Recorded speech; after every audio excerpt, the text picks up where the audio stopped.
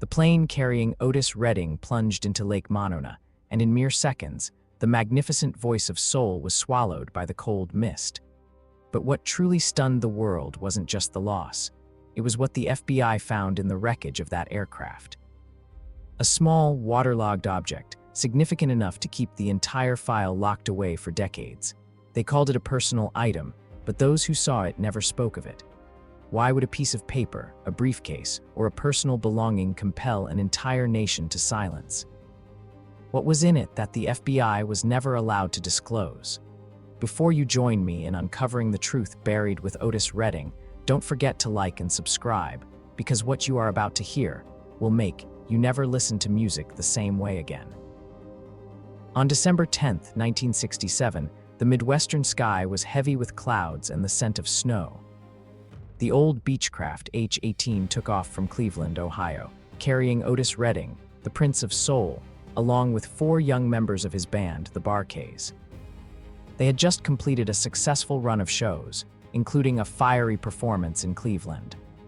Otis, only 26 at the time, carried a feeling that was both weary and exhilarated. He had just finished recording Sitting on the Dock of the Bay, the track the world would later call his own prophecy. The small plane left the runway in the cold wind. The entire crew knew the weather wasn't favorable, but Otis had a show in Madison, Wisconsin, and like any young artist consumed by his career, he didn't want to postpone.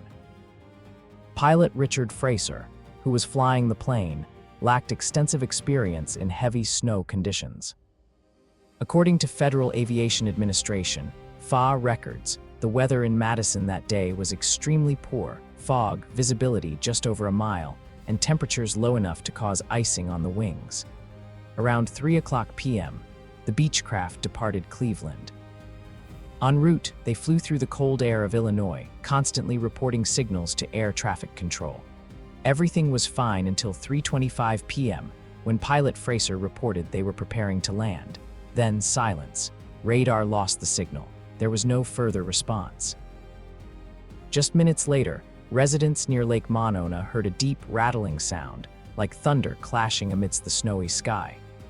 When the rescue team arrived, the scene was only debris mixed with melting ice. The plane was almost completely shredded. Inside the cabin, they found many items floating: a trumpet, a pair of shoes, a few water-stained scraps of paper. And amidst it all, a body that still held its seated posture, slumped to one side, a hand still clutching the safety belt. Of the 8 people on the flight, only Ben Cauley, the trumpet player for the Bar-Kays, survived. He recounted, his voice shaking from the cold water. "I heard Otis shout something, then silence. Just silence." Cauley said he heard the engine sputtering just seconds before the plane crashed. He couldn't clearly recall who shouted, only that after that came the sound of impact, and then everything went dark. When he surfaced, snow was falling heavily, and the lights of Madison faded in the mist. He was pulled out, covered in blankets, and could only manage one sentence: "Otis is still down there." The media immediately reported a catastrophic air accident. Singer Otis Redding passes away at 26. Newspapers wrote that it was the result of bad weather and pilot error. A brief, cold conclusion. But for those present at the scene, something troubled them. One rescue worker recalled that when they arrived, a group of people wearing black jackets with the letters FBI were already standing on the lakeshore. "They didn't say much," he remembered, "just asked us to turn over everything we recovered." Among those items, according to the initial report by the Dane County Police, was an attaché case containing about $4,000 in cash, earnings from Otis' previous shows.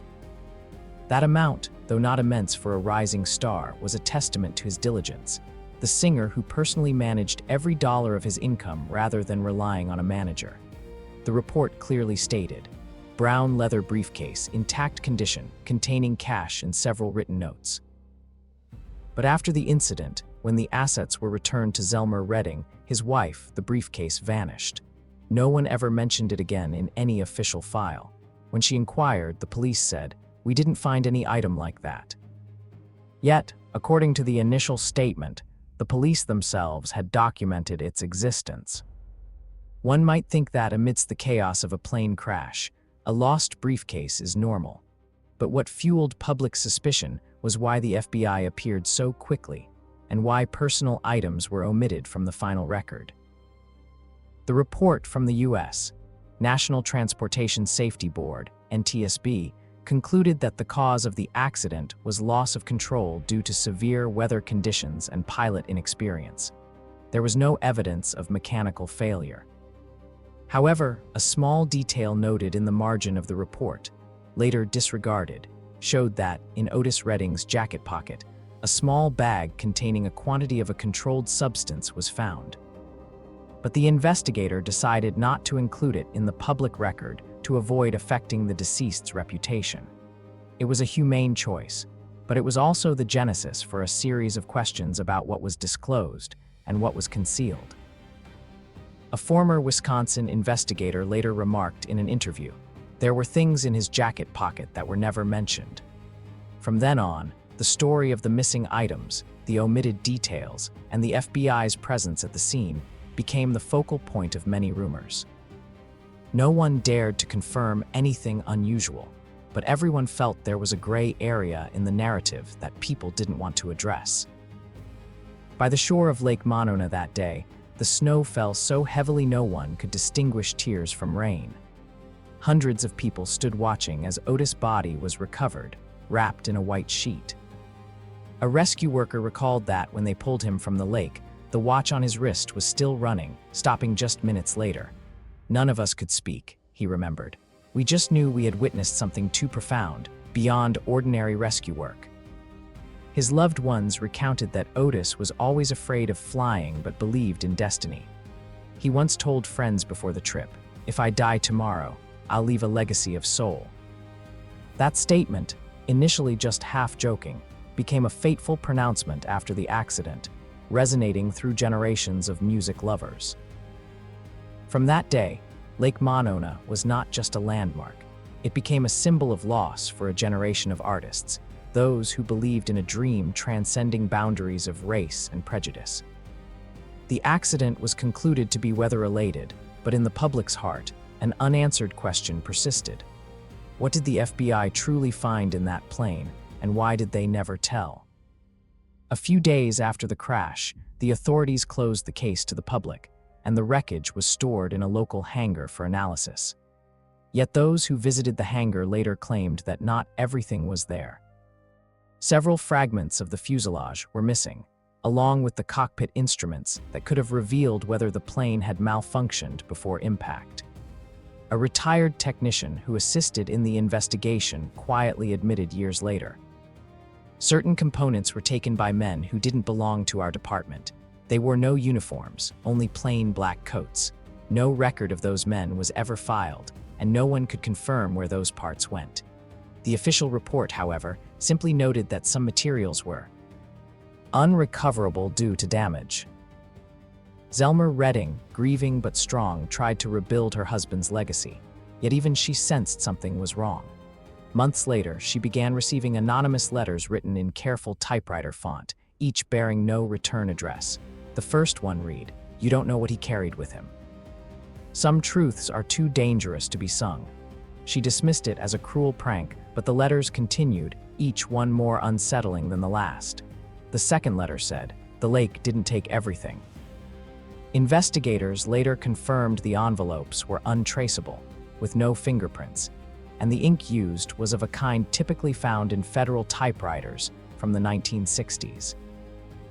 Those letters reignited rumors about the missing briefcase. Some claimed it contained a contract, one that Otis had been trying to void with his record label. Others believed it was a list of musicians secretly financing an independent label he wanted to start, one that would allow black artists to own their recordings rather than sell them for pennies. If that was true, it would have threatened some of the most powerful names in the music industry at the time. But there was a third, darker theory, one whispered among insiders and dismissed publicly, that the briefcase contained recordings and notes of songs not yet released, written in his own hand, songs that spoke about surveillance, betrayal, and spiritual corruption in the music world. One of his close friends later recalled a conversation just days before the crash. "Otis told me he felt watched," he said. Not by people, but by something else, something that didn't want him to speak.